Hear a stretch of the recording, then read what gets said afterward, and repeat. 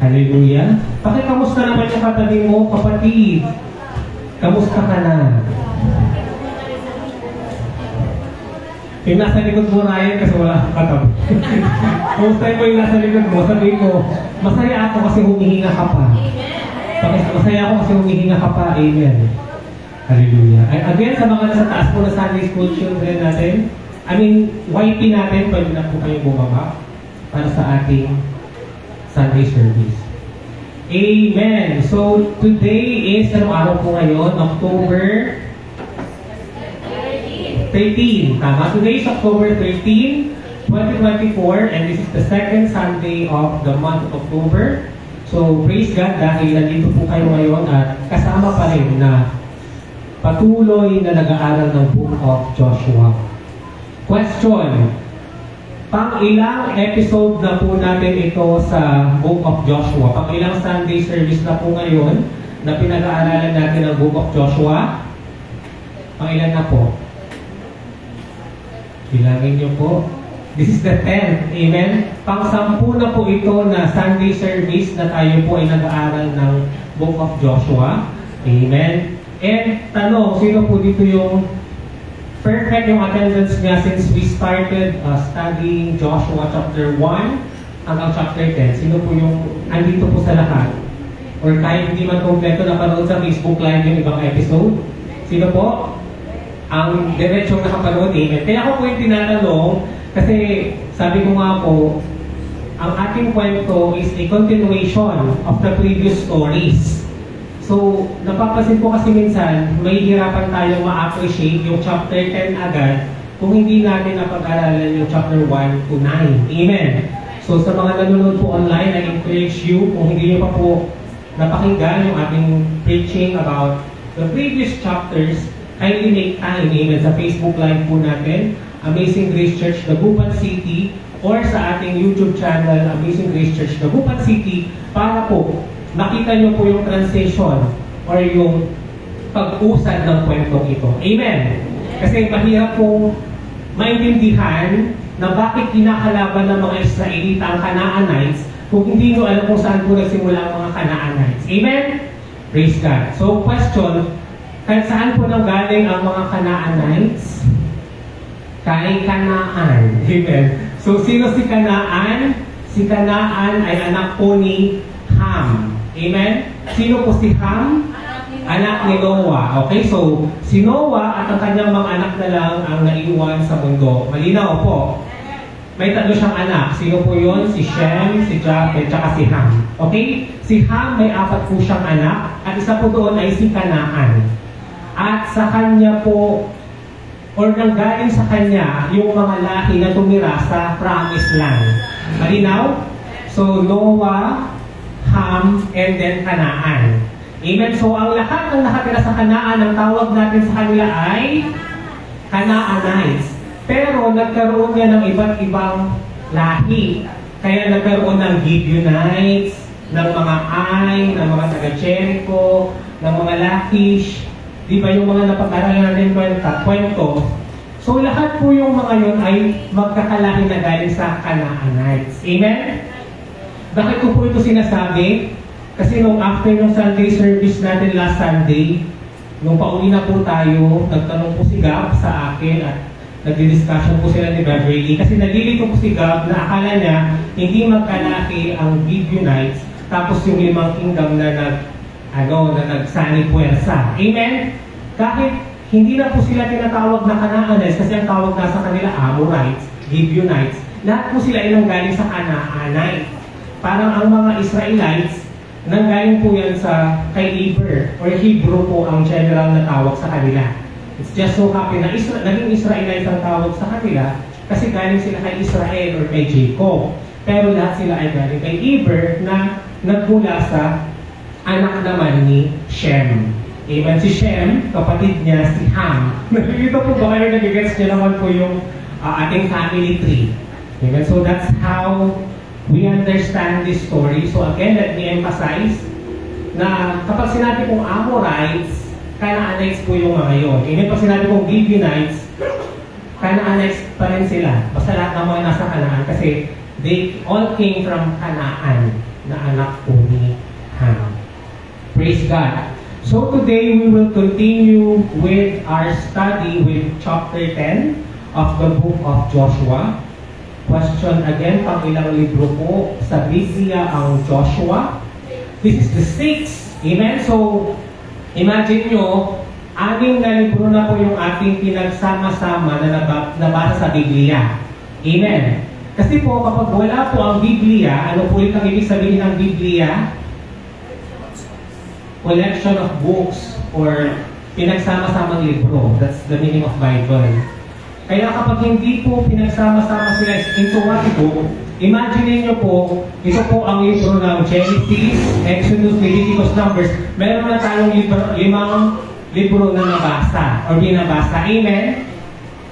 Na-appreciate niyo po yan. For example, sa mga elementary, grade 1, sabi natin meron silang 5 libro. Iba yung libro nila sa mathematics, iba yung libro nila sa English, iba sa science, iba sa civic at kultura or MAPE. Kinumpay, pinagsama yun into one book. Pero yung ginagawa natin na isang libro lang ito. So imagine, na-appreciate nyo ba na nakatapos na tayo ng isang libro, yung Genesis? Na-appreciate nyo ba na nakatapos na tayo ng isang libro na yung tinatawag na Exodus? Amen? Kasi diba, I know it's a challenge na sa buhay natin, kailangan may mabasa ka na libro na from cover to cover, na nabasa mo lahat nung nakasulat doon. Amen. Sino na po dito ang naka-experience na makabasa ng libro, ng buong libro as one? Amen. Malamang lahat tayo kasi nung mathematics natin nung elementary, di kailangan basahin natin yun from page 1 up to the last page. Amen. And yun po sana yung ma-feel nyo na, praise God, nabasa ko na ang libro ng Genesis, isang libro na yun. Amen. Praise God, nabasa ko na ang libro ng Exodus, isang libro na yun. Amen. Pang-anim na libro na po ito, naka-anim na po tayong Biblia. Amen. Kung wala po ang tinatawag na Biblia, ang mga libro ito ay magkakahiwa-hiwalay. Amen. Kaya sabihin natin, matatagpuan sa book ni Joshua. So, isang libro lang yun. Hindi siya as a collection together with other books. Amen. Kaya ko po yung sinasabi kasi mababanggit po dito yung Book of Asher. Amen. Bakit? Kasi marami pa po mga ibang libro noon na nagkikwento patungkol sa mga nangyari sa mga Hebrew or sa mga Israelites na hindi na isama sa Biblia. Amen. Kaya nga di ba may yung tinatawag na Book of Enoch. Di ba si Enoch ay nabanggit siya sa Bible? Si Enoch, gumawa rin siya ng sarili niyang libro na kinikwento niya kung paano siya kinuha ng Diyos kagaya ni sino na ba yung prophet na yun?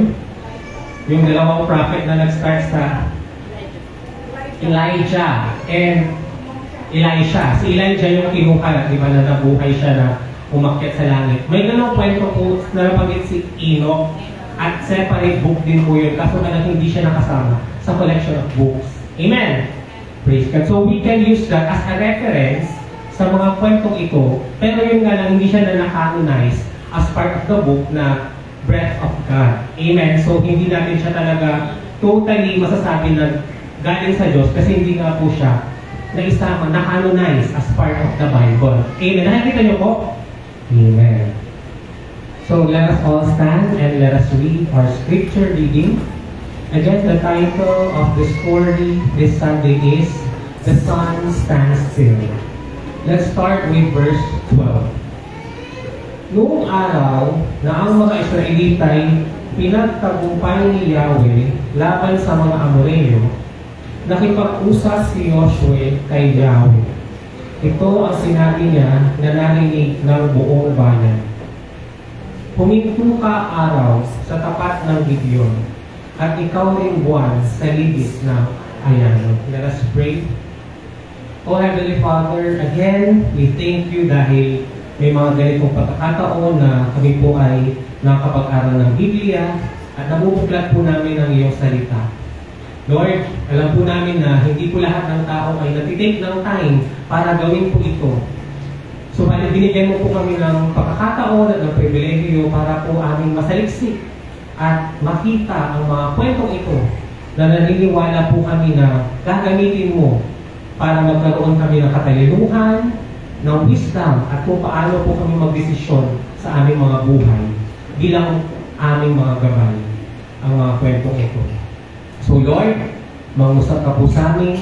We ask the Holy Spirit to intercede. Holy Spirit, speak in this church. Holy Spirit, speak in our midst. Ikaw na po magpaliwanag nito. We also pray na maging maayos po ang aming internet connection para po mapanood po kami ng mga kapatiran namin na nasa abroad, Panginoon, at nasa ibang lugar. At now, Lord God, ay kahit na wala po sila dito, ay sila rin po mismo ay nakakasama namin sa journey ito na aming tinatalakay at dinadaanan ang mga kwento sa Biblia na as if para po kami nandoon. So again, Panginoon, ikaw na po ang magsalita at magpaliwanag ng kwentong ito sa amin lahat. Ito po ang aming panalangin sa matamis na pangalan ni Jesus. Amen. Praise God. You can now be seated. Yan, pakitanong nga yung katabi mo, kapatid, handa ka na bang makinig? Okay, handa na daw ba siya? Kung handa na siya, pwede sabihin mo sa kanya, kapatid, pwede ba? Huwag kang maingay. Amen, lalo na po yung mga nasa taas. Pwede po ba pakigulungan naman yung katabi niyo dyan na huwag kang maingay kasi naririnig ka sa Facebook Live. Amen, baka yung mga kinikwento mo sa buhay mo, naririnig na rin ang mga viewers natin sa Facebook. Amen. Hallelujah. Praise the Lord. So ito po ang ating mga naging topic sa Book of Joshua. At gaya ng sabi ko, this is now the 10th. Ito na po ang ikasampung chapter or ikasampung kwento or episode na pinag-aaralan natin ang libro ng Joshua.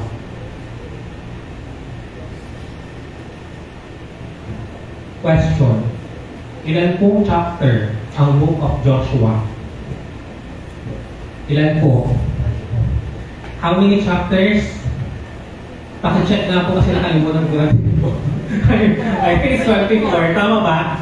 24. Kasi sa 24, mamamatay po si Joshua. Amen? Sa 24, mamamatay na si Joshua at saka sino pa? Si Eleazar. Ano? Sino si Eleazar? Siya ang pinakapunong pari or ang high priest na pumalit kay Aaron. Amen. Sino po ba? Kaano-ano po ba ni Aaron si Eleazar? Anak niya. Pang-ilang anak niya si Eleazar? Pangatlo. Kasi namatay yung unang dalawa, si Nadab at si Abihu. Amen. Na sumuway sa ipinapagawa ng Diyos sa loob ng tabernakulo. Kaya sila ay namatay at natupok ng apoy. Amen. Kaya itong si Eleazar, ang pangatlo na pumalit na high priest ng mga Israelita. So these are our questions na ating sasagutin. Ano ang natutunan mo sa kwento? And where is Jesus in the story? Praise the Lord. So pakilabas na po ang inyong mga notes para po maisulat nyo po ang lahat ng mga wisdom na mapupulot nyo po sa kwentong ito. Bakit kanyo? Kasi parang kanina nung nag-praise and worship po tayo, habang kumakanta po tayo at iniisip ko po ulit ang kwentong ito, kasi pag nag-praise and worship po tayo, lagi po ako nag-pray na, Lord, maigili, gamitin mo ako na magsalita sa iyong mga anak, pinpuspunan mo ako ng spirito. Ganun po lagi yung prayer ko pag umaawit tayo dito. At alam niyo po, habang nananalangin ako ng ganun, may mga pinapasok po siya sa akin na additional wisdom. Amen. At kapag hindi ko po yun naisulat agad sa cellphone ko, makakalimutan ko agad siya. Amen. Kaya nga parang kanina, alam ko meron akong additional na tatlong wisdom na nakita dito, na na-realize ko lang kanina sa praise and worship. Pero hindi ko na masyadong maalala dahil hindi ko nga po na-type. Amen. Ganun kahalaga ang pag-take ng notes. Amen. Dahil ang utak po natin ay hindi po siya ganun ka-retentive. Amen. Sabi nga, painless ink is sharper than the sharpest memory. Amen. Yung tinta ng lapis or ng ballpen na napakamura ay mas retentive pa yan kaysa sa utak mo. Amen. Bakit? Kasi pag naisulat mo na yan, hindi na yan matatanggal. Nandyan na siya, naisulat na siya. Amen. So, mas matalino pa yun kaysa sa utak mo na bigla-biglang nawawala yung mga thoughts po natin. Amen. Amen. Praise God.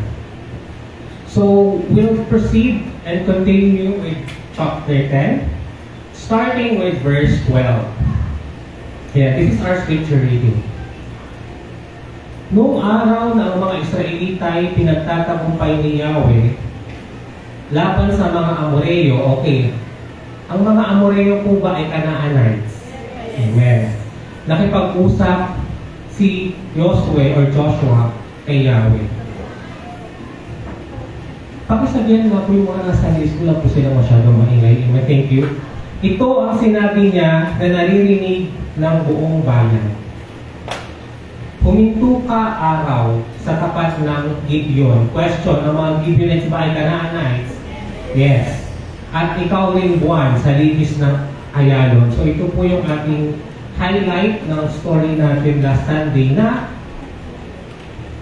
for the first time in the history of the world ay tumigil po ang araw at ang buwan. Amen? Naniniwala po kayo na nangyari po yun. Amen. And again, it requires faith para paniwalaan ito. Amen. Kasi kung wala kang pananampalataya sa Biblia, kung hindi ka naniniwala sa mga isinusulat dito, malamang hindi mo ito basta-basta paniniwalaan. Amen. And you know what? As I research about this story, marami pa palang ibang libro maliban sa Joshua na nag-record or nagsabi na nagkwento na na-experience nila na napakatagal ng umaga. Amen? At may mga ibang libro na sinulat nila sa sobrang haba ng umaga o ng araw na yun ay nagkaroon ng lindol. Nagkaroon ng mga pagbaha. Kasi nga po ang tendency magkakaroon daw ng high tide pag hindi patuloy na umiikot ang araw at ang buwan sa mundo. Amen? Ay baliktad. Ang earth sa araw. Kasi ang earth po ang umiikot. Amen. Pero tayo, kasi steady tayo, so ang nakikita natin, parang ang gumagalaw, yung araw at moon. Bakit? Kasi nag-iiba sila ng location. Amen? Gusto mo, ito yung west, minsan dyan siya sisikat, tapos doon siya lulupo. So, lumilipat siya, di ba? Pero in reality, in science, tayo po ang umiikot. Amen. But, may mga libro na nagsabi na ang tagal-tagal daw nung araw doon na hindi siya nag-move from east to west. Amen. At dahil doon, may mga naka-experience na yung mga river nila ay nag-overflow. May mga iba na naka-experience po ng tawag dito yung parang tsunami. Amen. At yung iba naka-experience ng lindol. Amen. Kasi ganun po.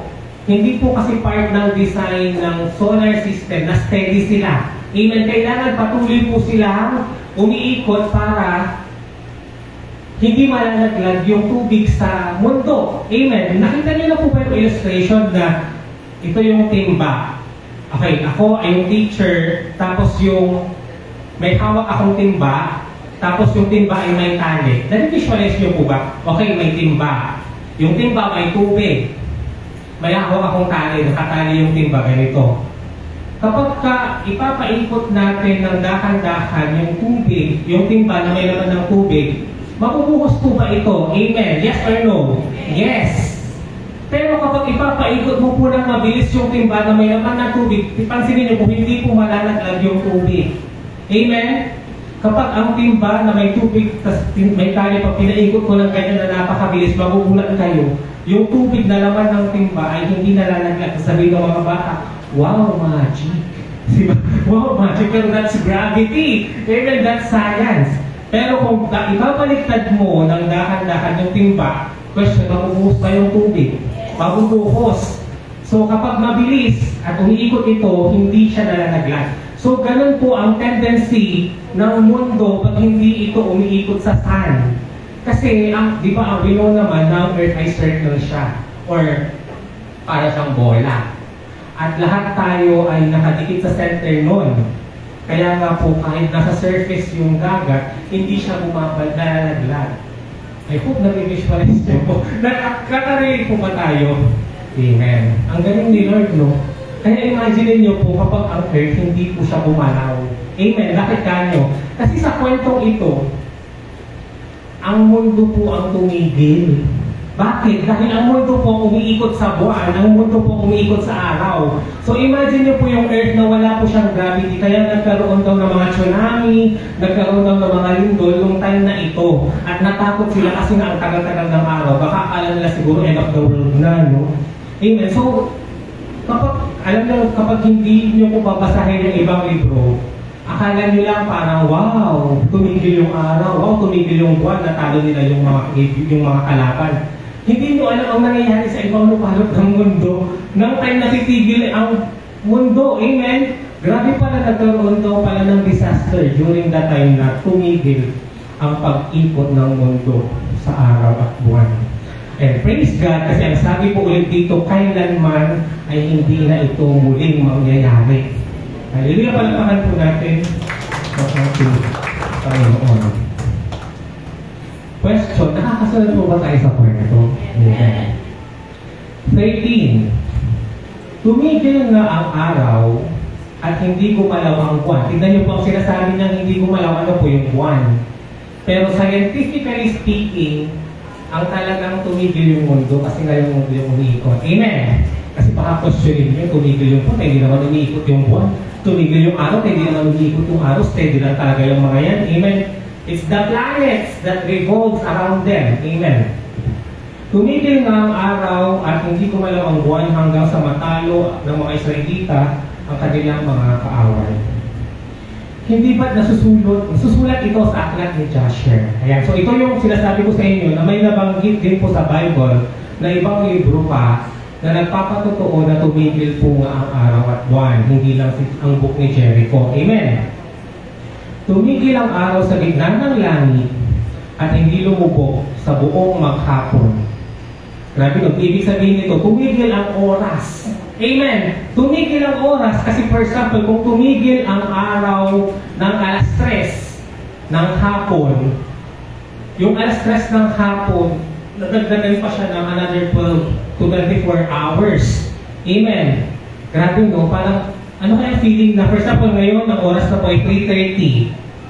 Imagine nyo 3:30 ngayon at nandito tayo 3:30 ng buong 24 hours na ganyan yung panahon, hindi didilim. Hindi ba kayo magtataka?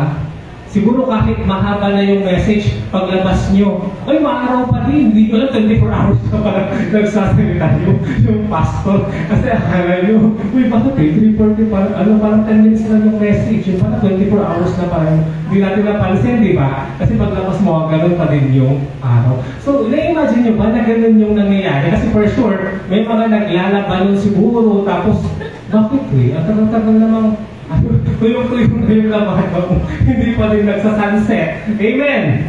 Or siguro ikaw yung mahilig na magbantay ng sunset sa beach. Sino dito yung mahilig manood ng sunset, yung pagbaba ng araw sa dagat? Kasi I love watching the sunset so much. Kasi pag nakikita ko po yung pagbabago-bago ng kulay sa bawat minuto, na-amaze talaga ako kasi I believe it's the Lord who designed that perspective or vision na nakikita natin during sunset. Sino po dito mahilig magtingin ng sunset? Imagine nyo, pinapanood mo yung sunset. Bakit isang oras na, dyan pa din siya. Dalawang oras na, hindi pa din siya bumababa. 24 hours ka lang nakaupo doon, nasakit na yung puwet mo, hindi pa din siya lumulubog. Nabivisualize nyo po yung incident na ito. Di ba, ang sunset, ang bilis-bilis lang niya. Pagbababa siya, makikita mo talaga yung paliit siya ng paliit hanggang hindi mo na siya makita kasi nasa ilalim na siya ng dagat. Amen. So imagine nyo, grabe, 24 hours ka na nandoon kasi siguro nakikinig ka ng song, tapos ilang song na yung napakinggan mo, ay ganoon pa din yung position ng araw. Okay, so verse 14. Kailanman ay hindi pa nangyari at hindi na muling mangyayari na si Yahweh ay sumunod sa isang tao at nakipaglaban sa panig ng Israel. Amen. Kasi po, ito po ay prayer request ni Joshua. Naniniwala po ba kayo na sa kwento, ang pagtigil po ng araw at buwan ay hiniling or prayer request ng isang tao? Amen. Sino po yung nag-prayer request na yon? So, sino po dito na ang prayer request niya ay tumigil ang araw at buwan? Kasi na-inspire siya kay Joshua. So, Lord, ang i-prayer ko kasi exam na namin bukas. Lord, patigilin mo nga yung buwan, yung araw, kasi di ba ako nakakapag-review? Di ba? May ganun po ba kayong prayer request? Kung mayroon man, nasagot po dyan ay hindi na po yung sasagutin ni Lord. Kasi nasabi dito, kailanman ay hindi na mangyayari na sumunod sa isang tao ang Diyos dahil sa panalangin or sa kahilingan ng isang tao na tumigil ang araw at ang buwan. Amen. Siguro yung mga ibang prayer request na po ang hingin po niyo. Tanungin mo yung kapatid mo, katabi mo, ano ang prayer request mo ngayon? Ano yung prayer request mo ngayon? Pakitanong nga siya, baka naman ang prayer request niya yung makalakad siya sa ibabaw ng tubig. Or makita niya yung paghati ng dagat tapos tatawid siya. Kasi di ba gano'n tayo mga tao, yun yung miracle na gusto natin makita para maniwala tayo na may Diyos. Amen, na kailangan magkaroon ng mukha si Jesus doon sa puno. Tapos kailangan umiyak siya ng dugo. Yun yung gusto natin na miracle, di ba? Pero ang miracle talaga is yung pinagaling ka na sa sakit. Amen. Yung pag-gising mo ng umaga ay mahihinga ka pa. Amen. Na yung natapos ang buong araw na may kinain ka. Amen. At hindi ka nagutom. Praise God. Yun po ang mga miracle na talagang pinapakita ng Diyos na kasama po natin siya. Okay, verse 15. Pagkatapos nito, si Joshua at ang mga tauhan niya ay bumalik na sa Gilgal. So again, sa Gilgal po ang kanilang campsite. Amen. Habang sila po ay nakikipaglaban at habang sinasalakay po nila ang mga kingdom sa Kanaan. So nakatakas ang 5 hari at nagtago sa yungib ng Makeda. Ang yungib po ay cave. Amen? Or parang kuweba. Ngunit may nakaalam na doon sila nagtago at ito'y ipinasabi ni Joshua. Naalala niyo po yung video nung last Sunday doon sa kwento na yung 5 hari nakita nila yung pagkatalo ng mga army nila at tumakas sila. So hindi po sila napatay kasi nga nakatakas sila. Malinaw po? Amen. Saan sila pumunta? Ayan. Sila ay of course tumakas. Nakatakas ang 5 hari at sila ay nagtago sa yungib ng Makeda. Kaya iniutos ni Joshua, takpan nyo ng malalaking bato ang bunganga ng yungib. Ayan po yung yungib. Diyan po sila nagtago. So tatahimik sila makalabas. Ano ang ginawa ni Joshua?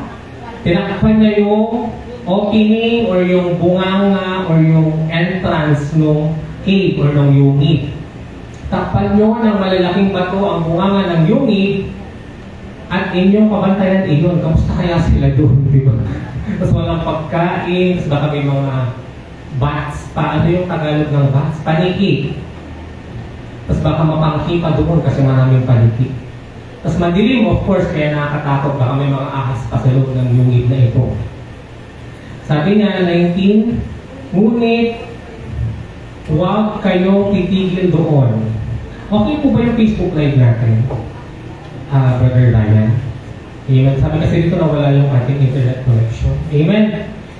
So, habulin ninyo ang mga kaaway, unahan sila, at harangin upang makapasok sa kanilang lungsod. Amen. So, in other words, yung mga hari ay itinrak po sila sa yungib para hindi na sila makabalik sa mga kingdom nila. Amen.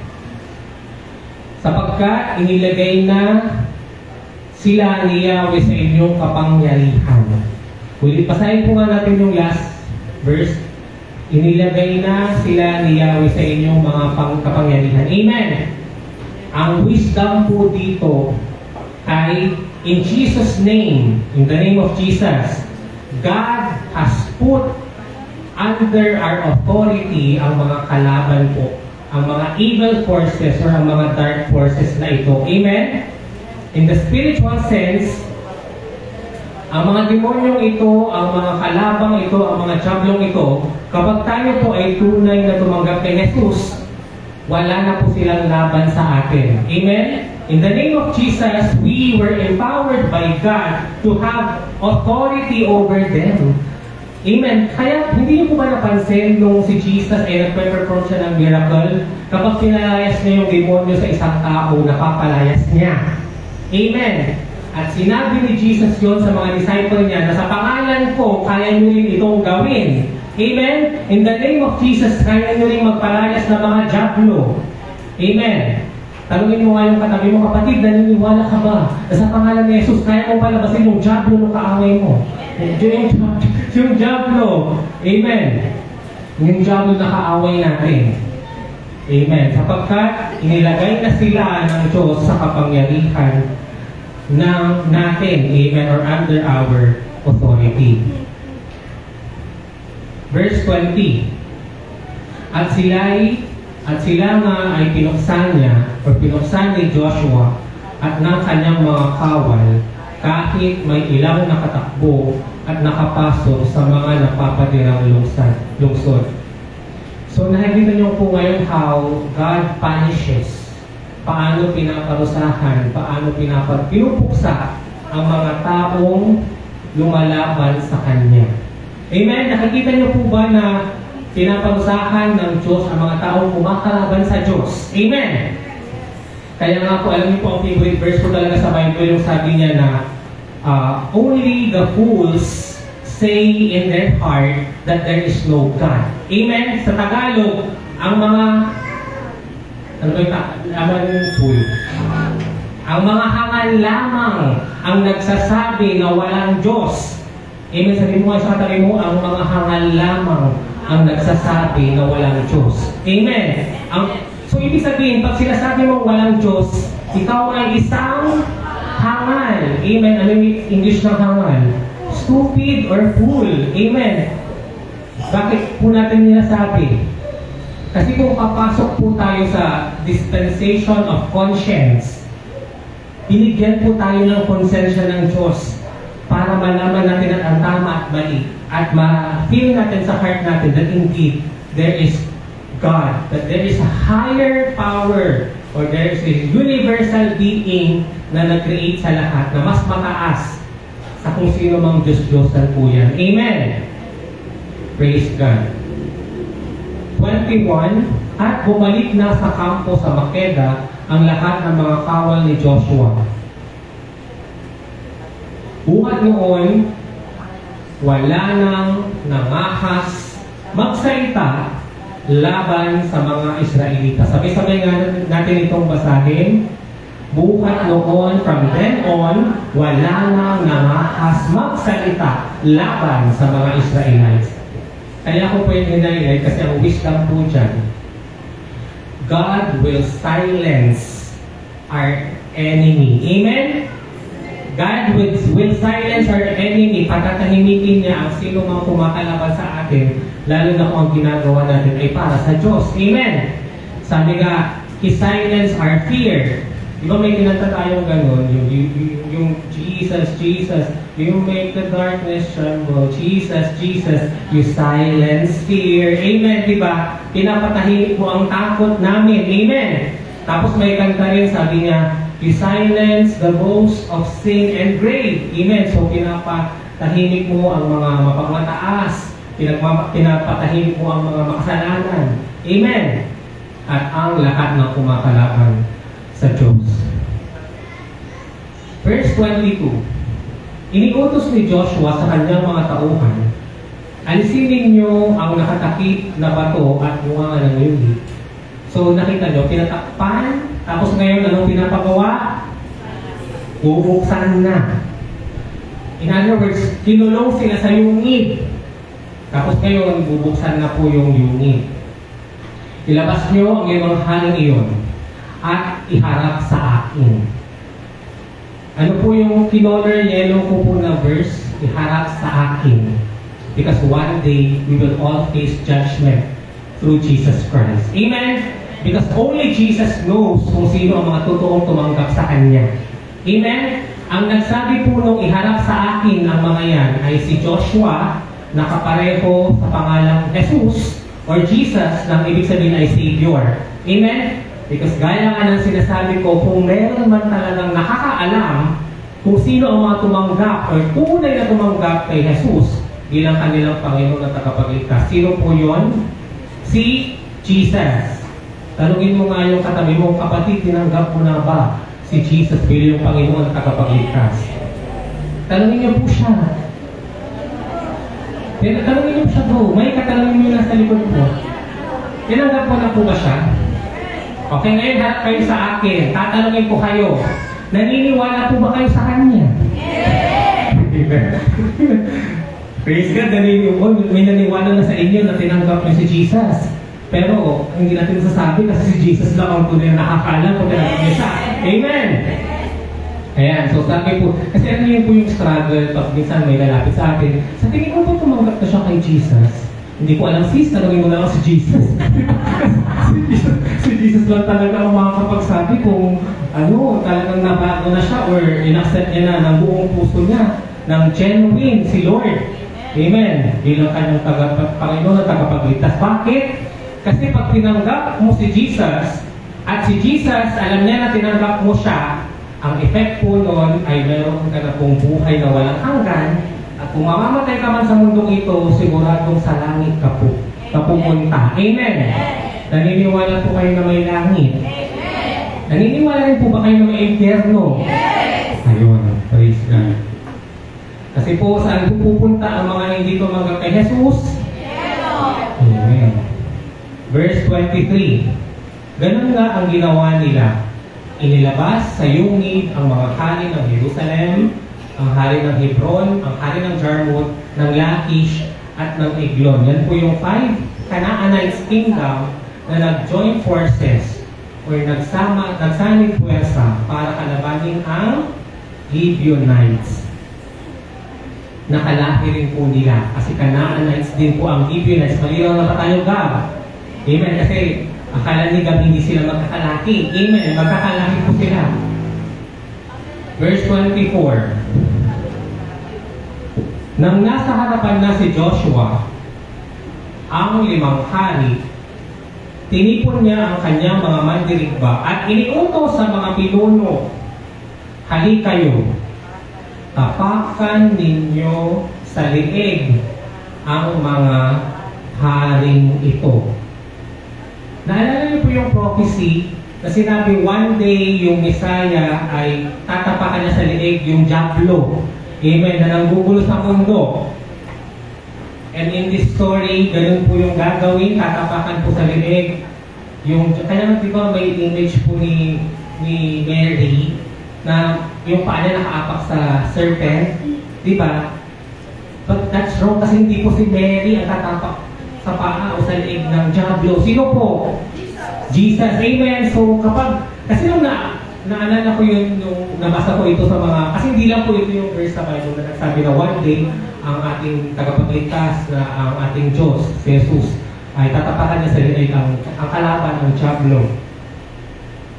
Pero bakit yung nakita natin, iba na yung nakatapak. Amen. Kaya so hali kayo, tapakan ninyo sa liig ang mga haring ito. At ganoon nga ang ginawa nila. Pagkatapos, sinabi niya sa kanila, huwag kayong matatakot o panghinaan ng loob. Kasi na, binigyan na tayo ng authority laban sa mga Diablo. Amen?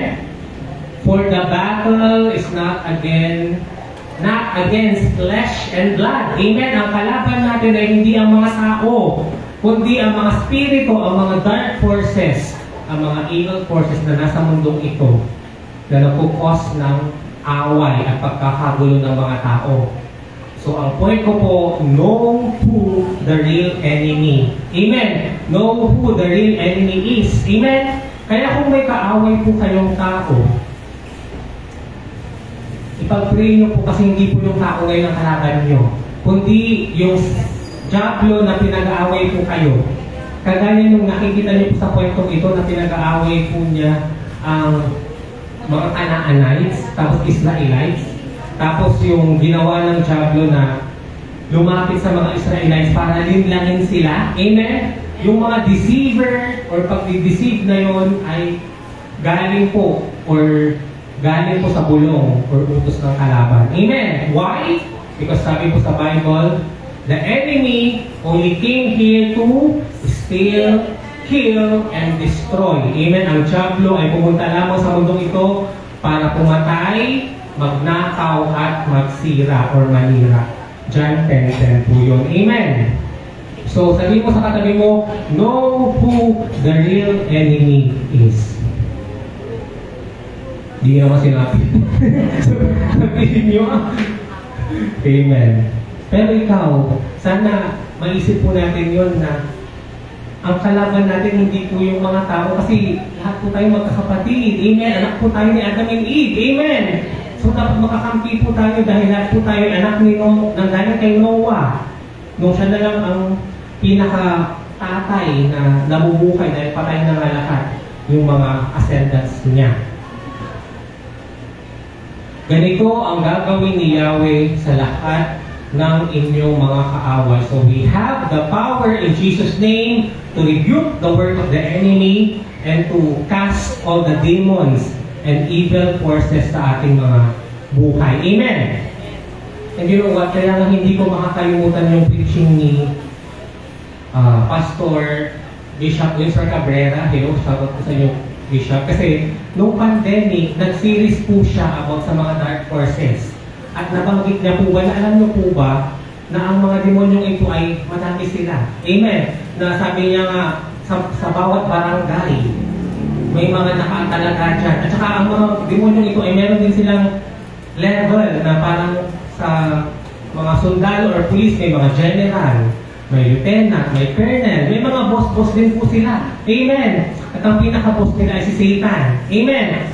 So, mayroong mas mababang uri ng demonyo, may mas mataas, may mas grabe yung power niya. Amen. Yun po yung in-exhort ni Bishop at pinikilabutan talaga ako nung sinabi niya na sa bawat kanto ng barangay ay may demonyo dyan na pinapanood ng mga tao. Grabe yun. Hindi mo nagdadala ka sa kali, tapos pinapanood ka pala ng demonyo. Kung magkanakaw ka, kung pupulutin mo yung nakita mong cellphone, gano'n, or pera. Tapos, grabe mo, hindi kasi tayo aware na gano'n pala sa spiritual realm. Amen, na may mga diablo pala. Pero huwag kayong matakot kasi totoo din po ang mga angel o ang mga anghel ng Diyos na nasa paligid natin sa mundo. Amen? So kung may mga diablo po sa bawat barangay, may mga guardian angel din po tayo sa ating mga bahay. Amen? Kaya nga huwag kayong magtataka kung minsan parang ma-aksidente na yung isang Kristiyano, pero parang miracle yung sa CCTV na iniwas siya doon sa aksidente. Amen? Di ba ang daming nag-viral na gano'n na yung isang tao nasa kalye siya, ang taga-taga niya doon, tapos nung umalis siya, biglang may dumaan na kotse na nabangga, nasira yung poste. At sinasabi, those are the work of the angels around us na nagagayad sa atin. Amen? Bakit ko ito sinasabi? Kasi may mga Christian books po akong nabasa na nagte-testify sila na nagka-encounter sila ng angels, na malalaki daw talaga sila, at napapaginipan nila sila, nung mga bata pa sila. Amen? Kaya naniniwala ko na ang mga bata talaga, yung sa langit sila mapupunta, because of their innocence, kung sakaling mawala sila, because kahit hindi mo pa explain sa kanila si Jesus, they are protected by the angels. Amen? Kaya ipag-pray natin yung mga anak natin kasi kaya po silang i-guard ng mga angels sa mga aksidente o mga sakuna.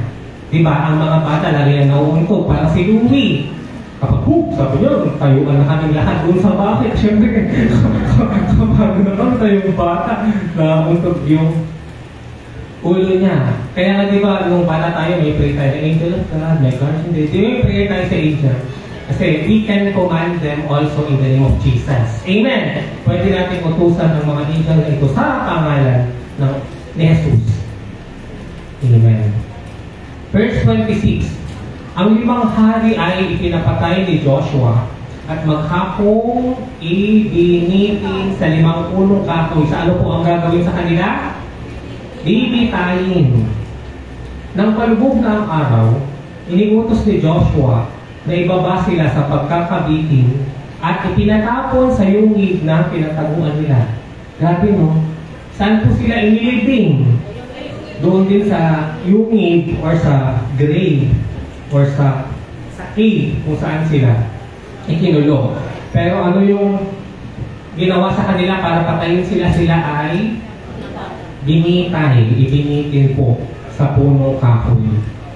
Ang bunganga ng yungib ay pinatakpan ng malalaking bato na naroon pa magpahanggang ngayon. Amen. In other words, ang 5 hari na ito ay hindi na po nakabalik sa kanilang mga kaharian.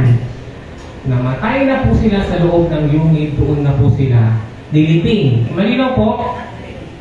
Kaya do not ever work or do something against God. Amen. Huwag po tayong gagawa ng mga bagay na laban sa Diyos. Amen. Lalo na kung alam natin na yung ginagawa ng tao ay para sa Diyos. Amen. Huwag natin itong pipigilan or kakalaban dahil hindi yung tao ang pinakalaban natin, kundi ang Diyos dahil gawain ito ng Diyos. Amen. Verse 28.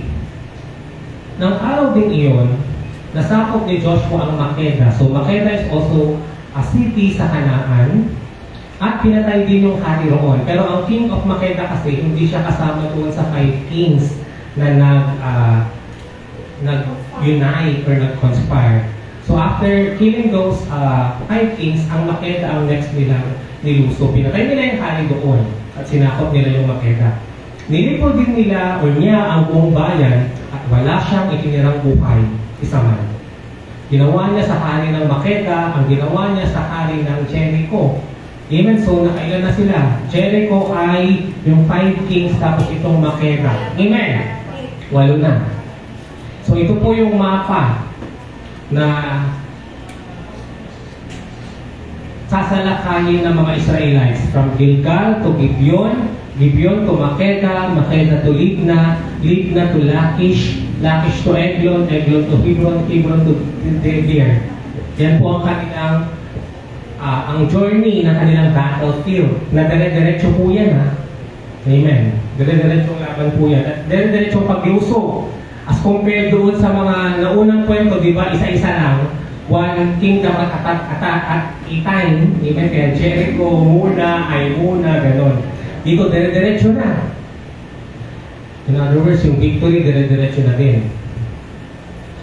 Buhat sa Makeda, sinalakay naman ni Joshua at ng mga Israelita ang Libna. Yun yung nasa mapa po kanina.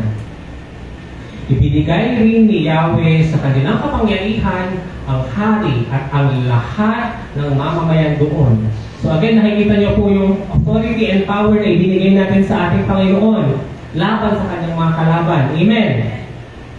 Pinatay nila ang lahat ng mga taga-roon at walang itinira isa man. Ginawa ni Joshua sa hari ng Libna ang ginawa niya sa hari ng Jericho. So again, from Makeda, papunta po sila sa Libna. From Libna, ano po ang next na sasalakayin nilang kingdom?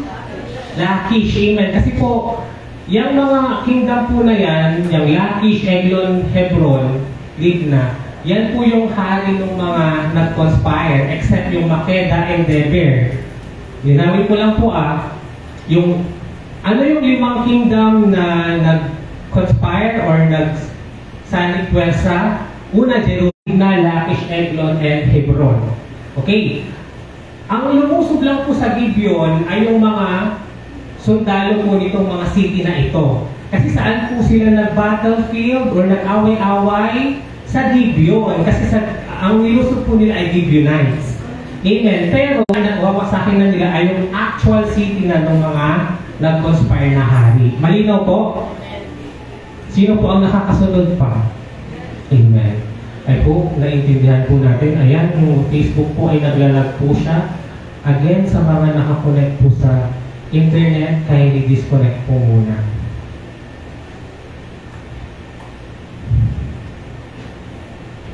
Verse 31. Pagkatapos nito, kinupkob naman at sinalakay ni Joshua at ng Israelite ang Lachish or Lachish. Yun po yung nasa mapa kanina. Sa ikalawang araw ng labanan, the following day, muli silang pinagtagumpay ni Yahweh. Nilipol din nila ang lahat ng taga-roon tulad ng ginawa nila sa Libna. Si Horam, na hari ng Jezer, ay sumaklolo sa mga taga-Liki. So this is another king na hindi part doon sa mga nag-conspire or nagsanib pwersa. Ngunit tinalo rin sila ni Joshua, yung mga taga-Jezer. At walang itinirang buhay sa kanyang mga tauhan. So yan po ulit itong map. Then from Lachish, saan po ang next na pupuntahan nila? Based sa map? Eglon. Ayan. Bukat sa sa Lachish, kinupkupan sinalakay ni Joshua at ng mga Israelita ang Eglon. Okay? Sa araw ng iyon, nasakop nila ang mga Eglon at pinatay ang lahat ng taga-roon tulad ng ginawa nila sa Lachish. Amen? Nakita niyo po na ang kwento po ngayon ay naka-fast forward na. Hindi na natin iniisa-isa yung mga kingdom kasi wala nang specific chapter na kunento pa kung paano nila yung sinalakay. As compared sa Jericho at yung yung napaka-specific kung paano nila yung natalo. Amen? Kasi ang dami po nitong kingdom. Siguro kung isa-isayin na natin, baka 40 years old na ako, hindi pa po tayo tapos. Amen. At 30 years old pa lang po ako ngayon. 10 years pa. Okay. 36. Pagkatapos nito, si Joshua at buong hukbo ng Israel ay pagkatapos nung Eglon, ano yung next? Hebron, yung nakayelo. Hebron. Hindi Hebron James, okay? Hebron po yun. Pagkatapos nito, si Joshua at ang buong hukbo ng Israel ay umakyat sa mga bulundukin at sinalakay ang Hebron. Nasakop nila ang lungsod at pinatay ang lahat ng taga-roon buhat sa hari hanggang sa kahuli-hulihang mamamayan. Gayon din ang ginawa nila sa karatig bayan ng Hebron. Sinunog nila ang lungsod at walang iniwang buhay, gaya ng ginawa nila sa Eglon. Nakikita niyo how they destroy this kingdom, as in like total wreck, total papatayin, total sisirain ng mga city. Kasi this is like the judgment day. Amen! Praise God. So again, yan yung mapa. And from Hebron, ano yung last na kanilang pupuntahan? Debir. Diyan po tayo magtatapos. Hinarap naman ni Joshua at ng buong hukbo ng Israel ang Debir. Sinakop nila ang lungsod at ang mga karatig bayan nito. Pinatay nila ang hari at nilipol ang lahat ng mamamayan. Ginawa rin nila sa Debir ang ginawa nila sa Hebron, ang ginawa nila sa Libna at sa kanilang mga hari. Grabe no, so dati ang pagsalakay nila sa mga kingdom ay one step at a time or one at a time, hindi siya sabay-sabay. Pero ngayon diretso na po yung kanilang pagsalakay. Imagine nyo ngayong, siguro sinalakay nila ng alas 8 ng umaga yung isang kingdom, tapos alas 10 ng umaga nandun na sila, alas 12 nandun sila, alas 3, alas 4. Nakita nyo po yung bilis nung ginagawa nila. Ang nakikita ko dito parang, wow, napaka-productive naman nila. Napaka-productive. In one day, ang dami nila na-accomplish. Diba? In one day, ang dami nilang paperworks na natapos na all, diba? Samantalang tayo isang buhak. Habang tayo isang buwan, hindi talagang tapos yung papeles na yan. Eh, pero sila, grabe. So, nakaka-inspire. Ayan po talagang magpapagamit ka kay Lord. Kaya mong tapusin yung dami ng trabaho na yan. Amen! Hindi lang po sa trabaho, ay sa gawaing bahay. Amen! Kung sinasamahan ka ng Diyos, kahit gaano karami pa niyang hugasan mo dyan, labaan mo dyan, at nag-e-enjoy ka, dahil habang ginagawa mo ito ay para ito sa Diyos, matatapos mo yan. Amen! Kaya huwag ka nang magtaka kung nalinis mo yung bahay mo na 4-story building sa loob ng isang araw. Amen! Or nahugasan mo lahat mong gamit niyo, or nalabhan mo lahat yung mga damit. Kahit yung mga malinis, nilabhan mo na. Amen. Sa loob ng isang araw, dahil nga po on fire ka sa Lord. Amen. On fire ka sa Diyos. Parang ito na they were on fire kay God. Kaya, ang dami nilang nagagawa in just one day. Nakikita niyo po yung punto ko na minsan, ang productivity natin ay nakadepende sa ating spiritual level. Amen. Kaya nga, di ba may nagsasabi na parang ang dry-dry ko ngayon. Parang hindi ko feel mag-worship. Amen. Kasi nga, hindi tayo on fire. Pero kung grabe tayo on fire kay Lord, ang dami-dami natin nagagawa sa Kanya. Ang dami-dami natin naisip na ministry. Pati lahat yung mga clients natin or mga estudyante natin or nakakausap natin. Nakapag-share na tayo ng gospel sa kanila. Amen. Dati ang binabible study mo lang 3 sa isang araw. Ngayon ang binabible study mo na 12. O diba? Nakikita niyo ngayon yung sinasabi po dito how productive we can be kapag tayo ay nasa Diyos and on fire sa pakikipaglaban para sa Kanya. Amen! So this is not just about the physical or battle na nakikita nyo. The spiritual sense, sana makita nyo pa kung ano yung pinapagawa sa inyo ni Lord na gusto niya. Maging on fire kayo para everyday tayo ay maging productive. Amen. Tanungin mo yung katabi mong kapatid, sa isang araw nagiging productive ka ba? Amen. Ano yung mga plano mo sa linggong ito? Kasi Monday na naman bukas. Amen. Naisulat mo na ba yung mga to-do list mo?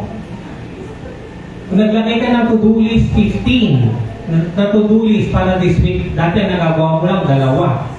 Pero ngayon, grabe sa unang araw pa lang, tapos mo na lahat yung to-do list mo na 15. Amen? Kaya napakaganda na meron tayong to-do list. Nakita nyo, napag-aralan ko po, na kapag meron tayong to-do list, mas marami tayong nagagawa. Amen? Kasi pag hindi raw natin inililista yung gagawin natin sa buong araw, ang tendency sa buong araw, wala daw po tayong ma-accomplish. Amen? Kasi wala kang na-check. Amen? Kaya kung mag-start na yung araw na to, isulat mo na, maglalaba ako ng ganito, lilinisan ko yung cortina, yung bintana. Amen? Kasi pag hindi mo yan nilista at kinocross, magiging, ay bukas na lang, ay bukas na lang isa, ay sa weekend na lang, ay next month na lang, hanggang sa hindi na natin ito nagagawa. Amen? Napapansin niyo po ba yun? Nakapag-productive po tayo, mas tayo nagiging productive. Kasi ako personally, ganun po ako, especially sa work. Pag natapos ko yung isang work, parang gusto mo matapos din agad yung isa. Pero hanggat hindi mo siya sinisimulan, hindi mo siya masisimulan. Amen! Hanggat hindi mo talaga siya sinisimulan, wala talaga tayong magagawa. Amen! Amen. I know nakaka-relate po kayo one way or another sa puntong yun. And verse 40, sinakop nga ni Joshua ang buong lupain, ang kaburulan sa silangan, ang mga nasa paanan ng mga bundok sa kanluran, pati ang mga lupain sa katimukan. Natalo nila ang mga hari sa mga lugar na ito at nilipol ang lahat ng naninirahan doon at walang itinirang buhay ayon sa ipinag-utos ni Yahweh, ang Diyos ng Israel. Finally, makapagpahinga na sila for a while. Amen. So, can you feel the sense of fulfillment and accomplishment and victory kapag yung nasa to-do list natin ay na-erase na natin? Amen. Kasi ako, ang to-do list ko po nasa draft ko po sa cellphone. So, minsan, naiirita po ako kapag ang dami-dami na po nung nasa list. Kasi nga, pag may isip tayo na nagdagan natin, di ba? Pero ang maganda na feeling, pag alam mo na nagawa mo na yun, tapos yung in-XXX mo na siya, yung in-erase mo na siya dun sa draft, ang sarap-sarap na yung feeling. Nararamdaman niyo po ba yun? Yung pag meron kayong to-do list, tapos nakikita niyo na nabubura siya, or kinos out mo siya, kasi tapos mo na nga siya, you can have a sense of fulfillment. Kagaya nitong kwentong ito na finally natapos din yung kanilang laban. Sinakop ni Joshua ang lahat ng lupain, buwan sa Cadiz Barnea hanggang sa Gaza, pati ang mga nasakupan ng Goshen hanggang sa Gibeon sa dakong Hilaga. Verse 42, di tayo magtatapos. Sinakop niya ang lahat ng mga lupain at ang mga kahariang ito sa loob lamang ng isang tuloy-tuloy na pananalakay. Diretso po, from one kingdom, diretso agad tayo ng pangalawang kingdom. Hindi na tayo babalik sa Gilgal. Nakita niyo po, tinalo niya lahat yung nakita niyo sa mapa ng isang tuloy-tuloy na pananalakay. Isn't that amazing? Na nag-level up yung kanilang productivity. Nakikita niyo po ba yun? Okay, sapagkat si Yahweh, ang Diyos ng Israel, ay kasama ng mga Israelita sa kanilang pakikipaglaban. Amen. In other words, hindi nila ito ma-accomplish kung hindi sila sinamahan ng Diyos. Amen. The strength came from the Lord. Kaya ako po, before po ako mag-start, nagpipray po ako na Lord, tinatamad po akong gawin yung position paper na ito. Lord, samahan mo ako na magawa po ang resolution na ito or ang papeles na ito, ang dokumentong ito. Kasi ina-acknowledge mo na on your own, hindi mo siya kayang gawin. Pero pag sinurrender mo na kay God at ginagawa mo na siya at na-accomplish mo siya, sigurado ako kay Lord ka magpapasalamat. Amen!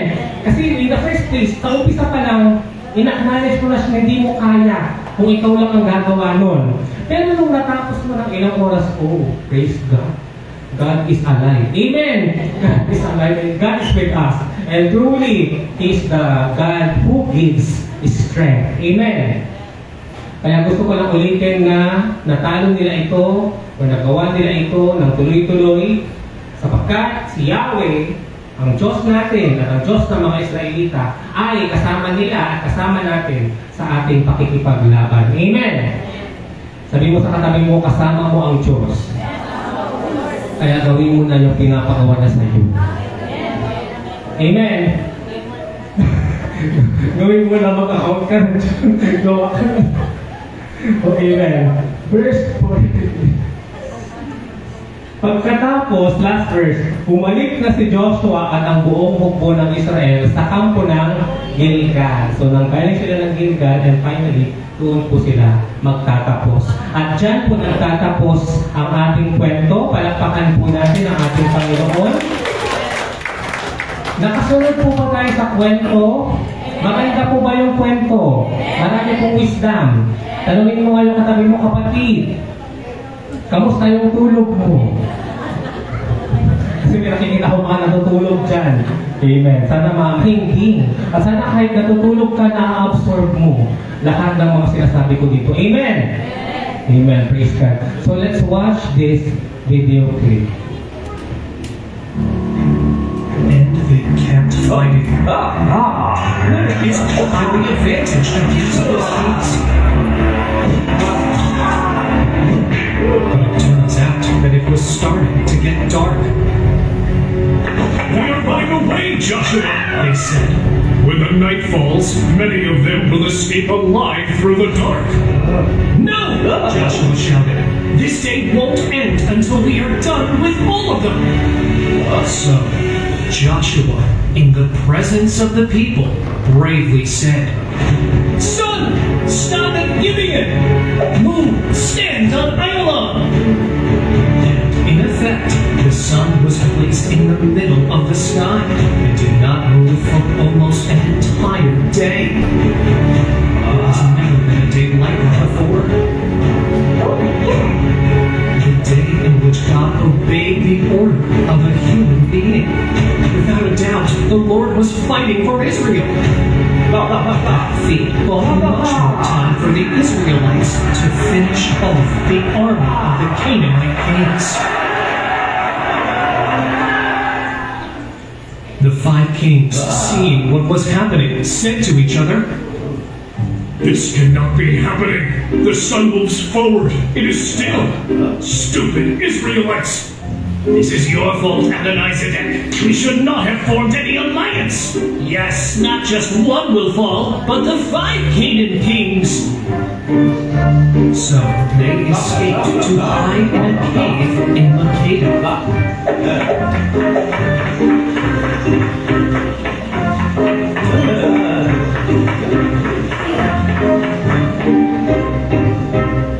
At the end, Joshua and his army returned to the camp of Gilgal.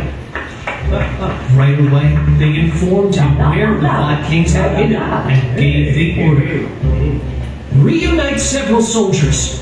I want you to place rocks at the entrance of the cave and place some guards to watch it until I get there. The rest of the soldiers, keep going after the missing soldiers. Do not allow them to get to their cities. God is with us!" That is what they did.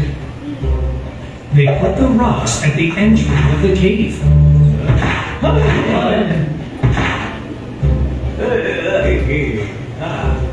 When Joshua arrived at the place, he sent them to take the rocks away and to present the 5 kings before him.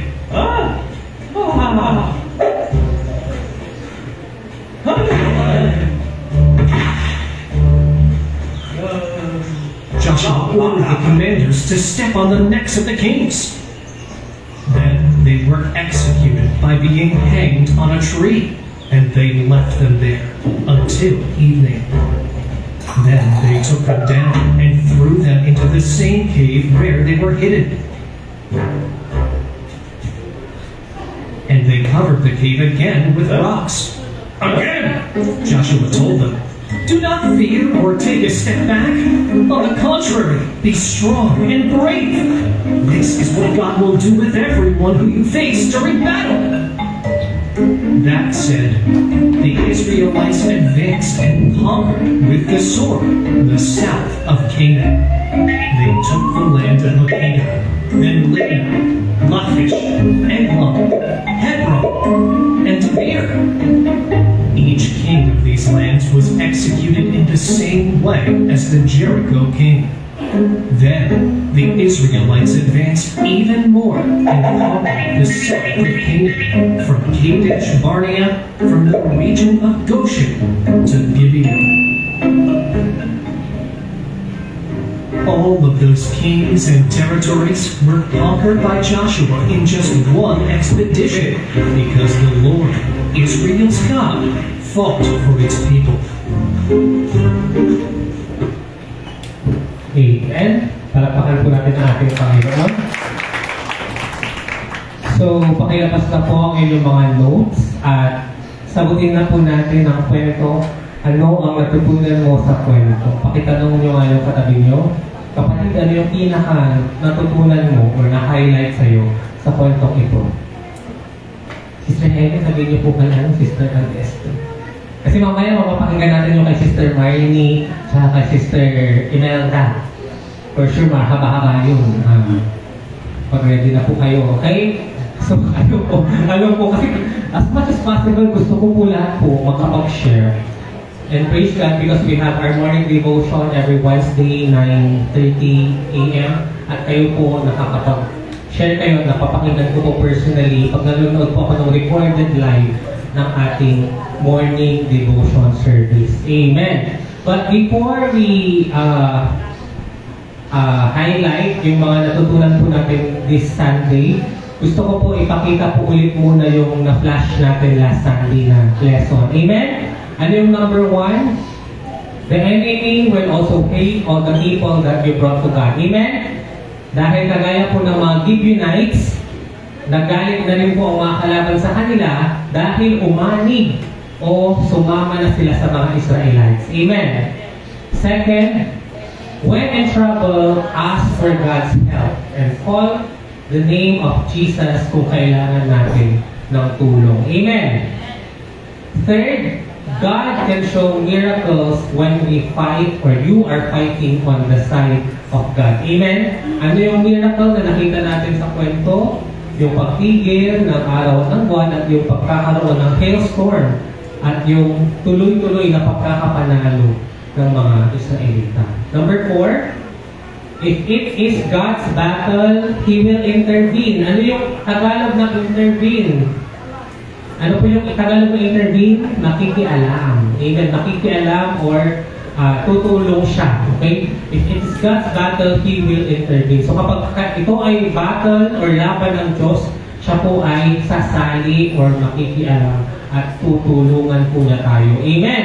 And finally, number 5, when the right time comes, God will judge those who will not honor Him. Amen. Kaya nga ito po yung ating kinote ulit na scripture sa Book of Genesis. Basahin natin yung verse 16. Ito po. Sapagkat sabi po dyan, daraan muna ang 4 na salin lahi bago sila makabalik dito, sapagkat hindi ko muna paparusakan ang mga Amoreo na Canaanites hanggang sa maging sukdulan na ang kanilang kasamaan. Yan yung sinabi ni Yahweh kay Abraham nung sila pa ay nasa promised land or Canaan. So finally, nangyayari na po ang sinabi ni Yahweh dito na kapag sukdulan na ang kasamaan ng mga Canaanites na ito, sila na po ay mapaparusahan. At yun na po yung nawi-witness natin sa Joshua chapter 10. Amen. So, for this particular part of the story, part 2 ng Joshua, what are now the lessons or the new lessons that we can learn? Okay, number 1. The enemy fears us if we follow and obey God. Amen. Matatakot ang kalaban sa atin pag nakikita niya na sumusunod tayo lagi kay Lord. Amen. At ang sinasabi ko pong enemy dito ay ang mga diablo, ang mga evil forces na nakikita kung sino ang sumusunod sa Diyos. Amen. But don't worry because the Lord will silence them. Amen. Kaya nung sabi kanina, wala na sino man ang makakapagsalita laban sa mga Israelita. Amen! Praise God. He silenced the fear, He silenced the enemy. At kung tayo ay kumikilos sa Diyos, nanginginig na ang demonyo. Amen! Kaya alam niyo po kapag may mga tumatanggap po kay Lord or nagagamit na tayo ni Lord, talagang grabe na din po ang takot nila. Amen! Sa ating pamilya or sa ating buhay. Number 2, in Jesus' name, or sa pangalan ni Jesus, God has given us the authority over the evil forces. Amen! Kaya huwag po kayong matatakot kung alam nyo sa sarili nyo na tunay nyo tinanggap si Jesus. Amen! Kasi sabi niya, kung ano ang nagagawa ko na nagpapalayas ako ng demonyo, sa pangalan ko ay kaya nyo rin itong gawin. Amen! Naniniwala po kayo doon? Praise God. Kasi po, kapag wala po tayo sa Diyos at ginagawa po natin yung pagpapalayas ng mga demonyo, actually, ito po yung tinatawag na witchcraft or yung pangkukulang. Kasi po, nagpapanggap din po ang mga demonyo na kesyo lumalaya sila kasi lilipat sa iba. Kasi para maniwala yung mga tao doon sa witchcraft o sa pangkukulang. Amen! Pero ang totoo, hindi nila napapalayas kasi hindi si Jesus ang Diyos nila. Amen! Kaya sometimes, sabi nga, yung mga kinulang, mas lalo patuloy, nakukulang. Amen! Third point, God will punish the enemy or those who work against the Lord. Amen. Ang Diyos ay paparusahan niya ang sino man kumakalaban sa Kanya. Amen. Kaya ang ultimate na kalaban talaga natin ay ang mga Diablo dahil in the end, sila po ang mapaparusahan. Amen. And 4, ito po yung nabanggit ko kanina na gusto ko ulit i-highlight, know who the real enemy is. Amen. Kaya kung may kaaway ka po at gusto mo lang sampalin ng kaaway mo, gusto mo lang sundukin, hindi po yan ang kaaway mong totoo. Amen! Ang mga spirito, ang mga Diablo na gusto niya mag-away kayo ang kalaban mo. Amen! Grabe no, kasi pag hindi tayo sensitive at hindi tayo Kristiyano, napakadali natin bumawi. Amen! Pero sa mata ng mundong ito, para tayong mahina. Sa mata ng mundo ito para tayong talo kasi hindi tayo lumalaban. Amen. Kasi ang standard ng mundong ito, kailangan bumawi ka. Diba? An eye for an eye, a tooth for a tooth. Amen. Kapag sinampal ka, sampalin mo din. Amen. Kapag ka binugbog ka, bugbogin mo din ang kapapatalo. Amen. Huwag kang papatalo. Pero hindi yun ang standard ng mundo. Kaya wag po kayo, hindi yun ang standard ni Lord. Amen. Kaya wag po kayong manghihina kung feeling nyo, kawawa kayo kasi hindi kayo lumalaban. Kasi sa totoo lang, kayo po ang tunay na panalo. Kapag kayo po ang tumigil at hindi nyo po inayaan ng kalaban na matrigger ka din na magalit dun sa kaaway mo. Amen! Alam niyo, hindi ko ito makakalimutan kasi nung naintindihan ko ito ang kauna-unang kwento ko kay Papa at Mamay ko po nung nag-Bible study kaming tatlo. Na siguro mga first year pa lang ako abogado nun, mga 2014, 10 years ago. Tapos mag-uusap kami sa Skype, kasi sa Skype pa noon, hindi pa uso ang Messenger. At kausap ko si Mamay at Papay ko, tapos pinagpagod ko ito sa kanila. At syempre, alam niyo naman sa family, di ba nag-away-away tayo. At minsan kasi si Mamay ko magkikwento siya na ganyan, inaway ako ganito, inaway ko yung ganyan, ganito, away ko sa ganito, away ko sa ganyan. So, sinasabi ko kay Mamay ko, na ang kakaway nyo ay hindi yung tao. Kaya dapat, you have to know who your real enemy is. Amen! Question, sino dito yung mga, pag nakita mong tao na yung talaga, nangigigil ka? May ganun po ba kayong kakilala? Alam niyo po, yun po ang loophole or gagawin ng kalaban para mag-trigger ka na magkasala. Amen! Kaya wag po kang papatalo dahil, kaya nga, favorite ko talaga yung movie na na War Room. Yun ang pinaka-favorite ko na Christian movie. Kasi sa War Room, ang sinumpa niya, ang pinagmumura niya ay yung demonyo na nagpupos ng away sa bahay nila. Bakit kano? Kasi yung asawa niyang lalaki ay ng babae. Niloloko siya. So instead na awayin niya yung asawa niya, nagmura-mura siya, tapos amimura niya yung Diablo sa bahay nila. Pinalayas niya. In the name of Jesus. Kaya nga, alam niyo, napanood ko yung movie din. Ginawa ko din yun sa bahay namin sa Rizal Street. Kasi nandun kami nakatira. Tapos na-inspire. Uy, anak na tayo ng Diyos at binigyan na tayo ni Lord ng authority over the enemy. So, pwede ko na rin palayasin ng mga demonyo sa bahay na ito. O di umikot-ikot sa bahay, yung mga demonyo, lumayas kayo dito. Wala kayong karapatan sa bahay na ito. Ganun, ginawa ko po talaga yun, hindi ko yung makakalimutan. Dalawa lang kami ni kuya ko, good boy, na nakatira doon sa Rizal Street. Kasi may authority po tayo, hindi na po natin kailangan tumawag ng pare para mapalayas ng demonyo. Kasi baka yung pare, hindi pala siya taga tumangkap kasi hindi siya makapagpalayas. I don't know, pero that's not my point. Ang point ko is, binigyan tayo ni Jesus na palayasin sila at tapak-tapakan sila sa leeg. So kung magmumura kayo, sila na lang ang murahin ninyo. Amen! Kung mabibwisit kayo, sa kanila kayo mabwisit, sa kanila kayo magalit. Kasi alam nyo, makikita nyo talaga yung pagbabago sa family nyo.